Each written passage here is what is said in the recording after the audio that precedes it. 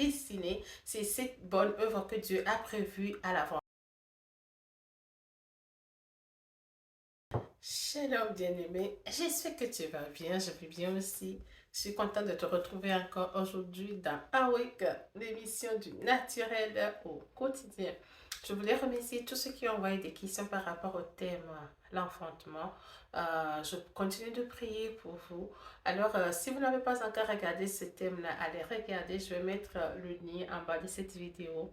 Ça va beaucoup vous aider et ça va vous aider à mieux comprendre ce dont nous allons parler aujourd'hui. Alors aujourd'hui, nous allons parler de la destinée.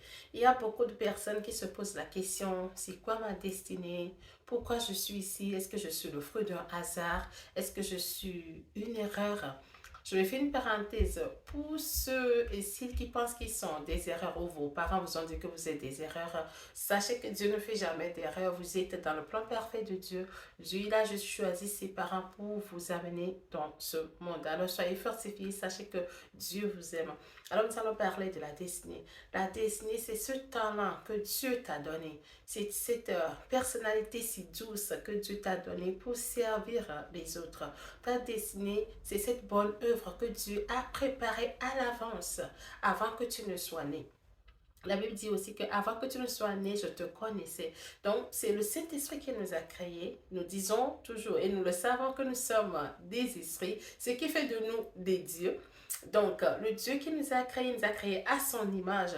Donc, le Saint-Esprit a déjà écrit les choses que nous allons faire dans la vie. Il a déjà écrit les choses qui nous appartiennent, des richesses qui nous appartiennent, des dons, des œuvres que nous allons accomplir. Il a toujours fait ça. C'est pour ça que quand je prie pour les gens qui me suivent, quand je prie, je dis que ta vie soit comme ce que le ciel a écrit. Que ta vie soit comme ce que le Saint-Esprit a déjà écrit. Parce que souvent, nous allons laisser les situations de la vie, les gens nous transformer à quelqu'un d'autre, ou les gens nous amener à faire quelque chose que Dieu ne nous a pas demandé de faire.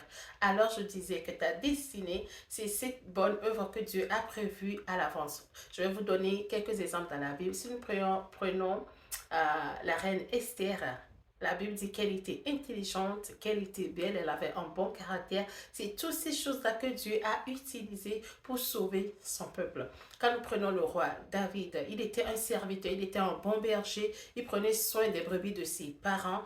Et quand l'ours, les animaux sauvages venaient, il les tuait. Et il a appris à faire confiance à Dieu. Donc c'est cette habileté-là que Dieu a utilisée pour défendre ou pour libérer le peuple d'Israël de Goliath. Et nous avons vu que c'est ça qui a conduit David à sa royauté.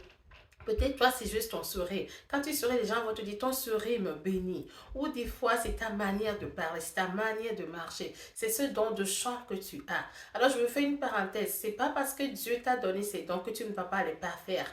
Quand Saul demandait quelqu'un pour jouer, pour apaiser l'esprit qui le tourmente, il a dit, cherchez-moi quelqu'un qui sait bien jouer. Donc, je t'encourage à développer ton talent. Je vais faire une parenthèse pour encourager quelqu'un aussi. À la croix, Jésus a dit que tout est accompli. Donc, ta destinée ne va pas être que souffrance. Parce que souvent, on pense que parce que je suis chrétienne, je dois souffrir dans tous les sens. Je dois laisser les gens m'abuser. Je dois être pauvre matériellement. Je dois être pauvre spirituellement. Je dois être pauvre émotionnellement. Non, c'est pas ce genre de choses. Il y a les difficultés qui vont venir pour nous apprendre à marcher, pour nous apprendre à faire confiance à Dieu, pour nous apprendre à grandir.